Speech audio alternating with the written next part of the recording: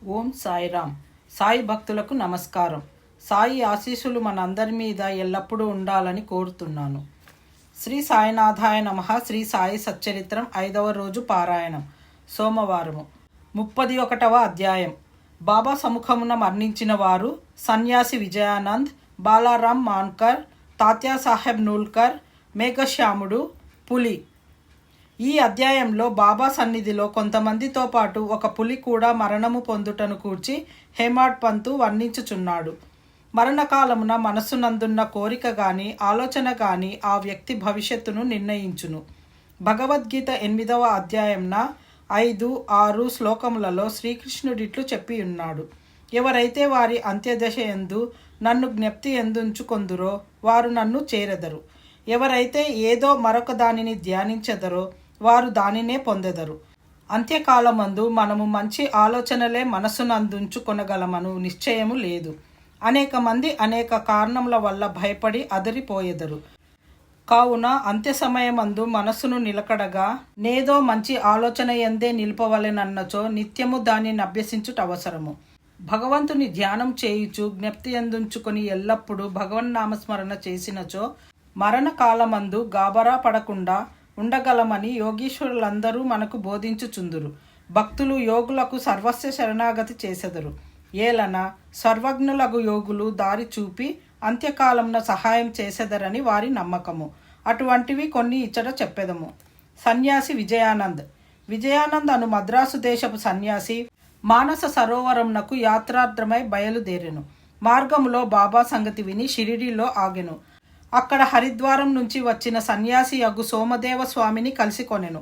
మానస సరోవరపు యాత్ర గూర్చి వివరములను కనుగొనెను. మానస సరోవరము గంగోత్రికి 500 మైళ్ళ పైన కలదని, ప్రయాణంలో కలుగు కష్టములన్నిటినీ ఆ స్వామి వర్ణించెను. మంచు ఎక్కువనియు, భాష ప్రతి 50 క్రోసులకు మారుననియు, భూటాన్ ప్రజల సంశయ నైజమును, వారు యాత్రికులను పెట్టు కష్టములు మొదలగు వానిని చెప్పెను. దీనిని విని సన్యాసి నిరాశ చెంది యాత్రను మానుకొనెను. అతడు బాబా వద్దకేగి సాష్టాంగ నమస్కారం చేయగా బాబా కోపగించి ఇట్లనెను: ఈ పనికిమాలిన సన్యాసిని తరిమివేయుడు. వాని సాంగత్యము మనకుపయుక్తము కాదు. సన్యాసికి బాబా నైజము తెలియనందున అసంతృప్తి కలిగెను. కూర్చుండి జరుగుచున్న విషయములన్నిటినీ గమనించుచుండెను. అది ఉదయంన జరుగు దర్బారు సమయము. మసీదు భక్తులచే క్రిక్కిరిసి ఉండెను. వారు బాబాను అనేక విధముల పూజించుచుండిరి. కొందరు వారి పాదములకు అభిషేకం చేయుచుండిరి. వారి బొటనవ్రేలు నుండి తీర్థమును కొందరు త్రాగుచుండిరి. కొందరు దానిని కండ్లకు అద్దుకొనుచుండిరి. కొందరు బాబా శరీరమున కత్తరు చందనములను పూయుచుండిరి. జాతి మత భేదములు లేక అందరూ సేవ చేయుచుండిరి. బాబా తనను కోపించినప్పటికీ అతనికి బాబా యందు ప్రేమ కలిగెను. కావున అతనికి ఆ స్థలము విడిచిపెట్టుకిష్టము లేకుండెను. అతడు షిరిడీలో 2 రోజులుండిన పిమ్మట తల్లికి జబ్బుగానున్నదని మద్రాసు నుండి ఉత్తరం వచ్చెను. విసుగు చెంది అతడు తన తల్లి వద్దకు పోగోరెను. కానీ బాబా ఆజ్ఞ లేనిదే షిరిడీ విడువ లేకుండెను. ఉత్తరం తీసుకొని బాబా దర్శనమునకై వెళ్ళెను. ఇంటికి పోవుటకు బాబా ఆజ్ఞ వేడెను. సర్వజ్ఞుడగు బాబా ముందు జరగబోవున్నది గ్రహించి, నీ తల్లిని అంత ప్రేమించువాడివైతే సన్యాసం ఎందుకు పుచ్చుకొంటివి? కాషాయ వస్త్రములు ధరించువానికి దేనియందు అభిమానం చూపుట తగదు. నీ బసకు పోయి హాయిగా కూర్చుండుము. ఓపికతో కొద్ది రోజులు కూర్చుండుము. వాడాలో పెక్కు దొంగలున్నారు. తలుపు గడియ వేసుకొని జాగ్రత్తగా నుండుము. దొంగలంతయు దోచుకొని పోయేదరు. ధనము, ఐశ్వర్యము మొదలగునవి నిత్యము కావు. శరీరము శిథిలమై తుదకు నశించును. దీనిని తెలుసుకొని నీ కర్తవ్యమును చేయుము. ఇహలోక పరలోక వస్తువులన్నిటి యందు గల అభిమానం విడిచిపెట్టుము. ఎవరైతే ఈ ప్రకారముగా చేసి హరి యొక్క పాదములను శరణు వేడెదరో వారు సకల కష్టముల నుండి తప్పించుకొని మోక్షమును పొందెదరు. ఎవరైతే భక్తి ప్రేమలతో భగవంతుని ధ్యానం చేసి మననము చేసెదరో వారికి దేవుడు పరిగెత్తిపోయి సహాయం చేయును. నీ పూర్వపుణ్యం ఎక్కువ అగుటచే నీవిక్కడకు రాగలిగిద్వి. నేను చెప్పిన దానిని జాగ్రత్తగా విని జీవిత పరమావధిని కాంచుము. కోరికలు లేనివాడవై రేపటి నుండి భాగవతమును పారాయణ చేయుము. శ్రద్ధతో 3 సప్తాహములను చేయుము. భగవంతుడు సంతుష్టి చెంది నీ విచారములను తొలగించును. నీ భ్రమలు నిష్క్రమించును. నీకు శాంతి కలుగును అనిరి.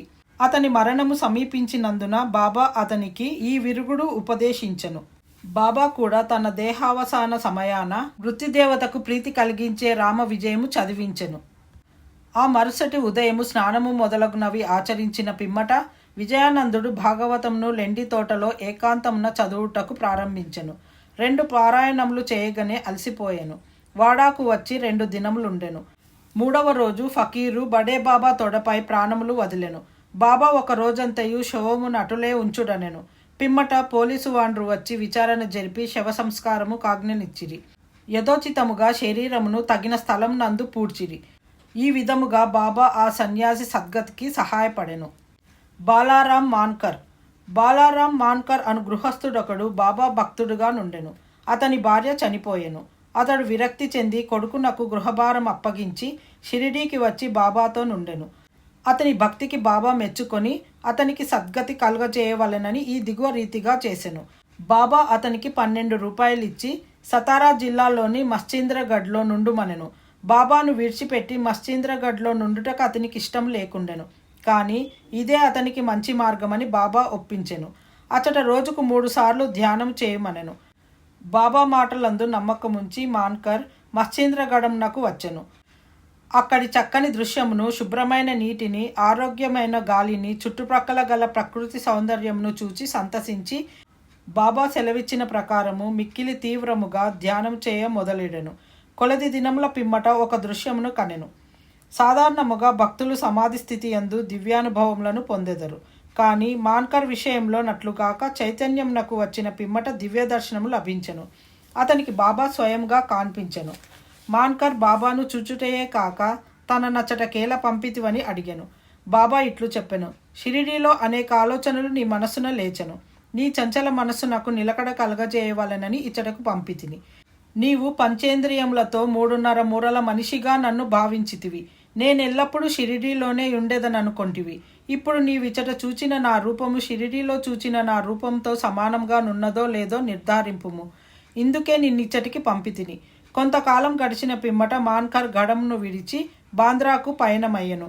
పూనా నుండి దాదర్కు రైలులో పోవాలని అనుకొనెను. టికెట్ కొరకు బుకింగ్ ఆఫీసుకు పోగా అది మిక్కిలి క్రిక్కిరిసి ఉండెను. అతనికి టికెట్ దొరకకుండెను. లంగోటి కట్టుకొని కంబలి కప్పుకొన్న ఒక పల్లెటూరివాడు వచ్చి మీరెక్కడికి పోవుచున్నారని అడిగెను. దాదర్కని మాన్కర్ బదులు చెప్పెను. అతడిట్లనెను: దయచేసి నా దాదరు టికెట్ తీసుకొనుము. నాకు అవసరమైన పని ఉండుటచే దాదరుకు వెళ్ళుట మానుకొంటిని. టికెట్ లభించినందున మాన్కర్ ఎంతో సంతోషించెను. జేబులో నుంచి పైకము తీయనంతలో ఆ జానపదుడు అంతర్ధానమయ్యెను. మాన్కర్ ఆ గుంపులో అతనికై వెదికెను. కానీ లాభం లేకపోయెను. అతని కొరకు బండి కదులునంత వరకు ఆగెను. కానీ వాని జాడయే కానరాకుండెను. మాన్కర్కు కలిగిన వింత అనుభవములందు ఇది 2వది. ఇంటికి పోయి వచ్చి తిరిగి మాన్కర్ షిరిడీ చేరెను. అప్పటి నుంచి షిరిడీలోనే బాబా పాదములను ఆశ్రయించి ఉండెను. వారి సలహాలను అనుసరించి నడుచుకొనుచుండెను. తుదకు బాబా సముఖమున వారి ఆశీర్వాదములతో ఈ ప్రపంచమును విడిచినందువలన అతడెంతో అదృష్టవంతుడని చెప్పవచ్చును. తాత్యాసాహెబ్ నూల్కర్. తాత్యాసాహెబ్ నూల్కర్ గూర్చి హేమాడ్ పంతు ఏమీ చెప్పి ఉండలేదు. వారు షిరిడీలో కాలం చేసినారని మాత్రం చెప్పెను.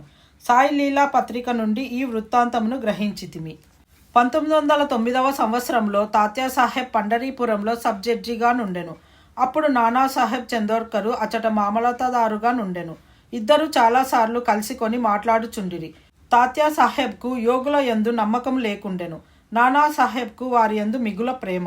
అనేక పర్యాయములు నానాసాహెబు నూల్కర్కు బాబా లీలలను చెప్పి షిరిడీకి పోయి వారి దర్శనం చేయమని బలవంత పెట్టెను. తుదకు 2 షరతులపై నూల్కర్ ఒప్పుకొనెను. అందులో ఒకటి బ్రాహ్మణ వంటవాడు దొరకవలెను, 2వది బహుకరించుటకు చక్కని నాగపూరు కమలాఫలములు దొరకవలెను. భగవత్ కటాక్షంచే ఈ 2ను తటస్థించెను. ఒక బ్రాహ్మణుడు నానాసాహెబ్ వద్దకు రాగా అతడు వానిని తాత్యాసాహెబ్ నూల్కర్ వద్దకు పంపెను. ఎవరో గాని 100 కమలాఫలములను నూల్కర్కు పంపిరి. 2 షరతులు నెరవేరుటచే తాత్యాసాహెబ్ షిరిడీకి తప్పక పోవలసి వచ్చెను. మొట్టమొదట బాబా అతనిపై కోపగించెను. క్రమముగా బాబా అవతార పురుషుడని తగిన నిదర్శనములు తాత్యాసాహెబ్ నూల్కర్కు లభించెను. కనుక అతడు బాబా ఎడ మక్కువ పడి తన అంత్యదశ వరకు షిరిడీలోనే ఉండెను. తన అంత్యదశలో మత గ్రంథముల పారాయణము వినెను. చివరి సమయంలో బాబా పాదతీర్థము అతనికిచ్చిరి.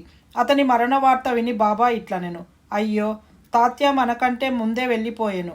అతనికి పునర్జన్మము లేదు. మేఘశ్యాముడు. 28వ అధ్యాయంలో మేఘుని కథ చెప్పితిమి. మేఘశ్యాముడు మరణించగా గ్రామవాసులందరూ శవం వెంట వెళ్ళిరి. బాబా కూడా వెంబడించెను. బాబా అతని శవంపై పువ్వులు చల్లెను. దహన సంస్కారమైన పిమ్మట బాబా కంట నీళ్లు కారెను. సాధారణ మానవుని వలె బాబా చింతా విచారమగ్నుడైనట్లు కనబడెను. శవమంతయు పూలతో కప్పి దగ్గరి బంధువుల వలె ఏడ్చి బాబా మసీదుకు తిరిగి వచ్చెను. యోగులనేకులు భక్తులకు సద్గతినిచ్చుట విందుము. కానీ బాబా గొప్పదనం అమోఘమైనది. క్రూరమైన పులి కూడా వారి వలన సద్గతినే పొందెను. ఆ కథయే ఇప్పుడు చెప్పుదును. పులి. బాబా సమాధి చెందుటకు 7 రోజుల ముందొక విచిత్రమైన సంగతి షిరిడీలో జరిగెను. ఒక నాటు బండి వచ్చి మసీదు ముందర ఆగెను. ఆ బండిపై ఇనుప గొలుసులతో కట్టి ఉంచిన పులి ఉండెను. దాని భయంకరమైన ముఖము వెనుకకు తిరిగి ఉండెను. దానిని 3 దర్వీషులు పెంచుచూ ఊరూరా త్రిప్పి డబ్బు సంపాదించుకొనుచుండిరి. అది వారి జీవనోపాధి. ఆ పులి ఏదో జబ్బుతో బాధపడుచుండెను. అన్ని విధముల ఔషధములను వాడిరి. కానీ వారి ప్రయత్నములు నిష్ఫలమయ్యెను. బాబా కీర్తి విని వారు దానిని షిరిడీకి తీసుకొని వచ్చిరి. దానిని గొలుసులతో పట్టుకొని ద్వారం వద్ద నిలబెట్టి దర్వీషులు బాబా వద్దకు పోయి దాని విషయమంతయు బాబాకు చెప్పిరి. అది చూచుటకు భయంకరంగా నుండియు జబ్బుతో బాధపడుచుండెను. అందుచే అది మిగుల చికాకు పడుచుండెను. భయాశ్చర్యములతో ప్రజలందరూ దానివైపు చూచుచుండిరి. బాబా దానిని తన వద్దకు తీసుకొని రమ్మనెను. అప్పుడు దానిని బాబా ముందుకు తీసుకొని వెళ్ళిరి. బాబా కాంతికి తట్టుకొనలేక అది తల వాల్చెను. బాబా దాని వైపు చూడగా అది బాబా వైపు ప్రేమతో చూచెను. వెంటనే తన తోకను నేలపై 3 సార్లు కొట్టి తెలివి తప్పి క్రింద పడి చచ్చెను. అది చచ్చుట చూచి దర్వీషులు విరక్తి చెంది విచారంలో మునిగిరి. కొంతసేపటికి వారికి తెలివి కలిగెను. ఆ జంతువు రోగముతో బాధపడుచు చచ్చుటకు సిద్ధంగా నుండుటచే అది బాబా సముఖమున వారి పాదముల వద్ద ప్రాణాలు కోల్పోవుట దాని పూర్వజన్మ పుణ్యమే అని భావించిరి. అది వారికి బాకీ పడి ఉండెను. దాని బాకీ తీరిన వెంటనే అది విమోచనము పొంది బాబా పాదముల చెంత ప్రాణములు విడిచినది. యోగుల పాదముల కడ వినమ్రులై ప్రాణములు విడుచువారు రక్షింపబడుదురు. వారెంతో పుణ్యము చేయనిదే వారి కట్టి సద్గతి ఎట్లు కలుగును? 31వ అధ్యాయం సంపూర్ణం. సద్గురు శ్రీ సాయినాథార్పణమస్తు. శుభం భవతు. ఓం సాయిరామ్.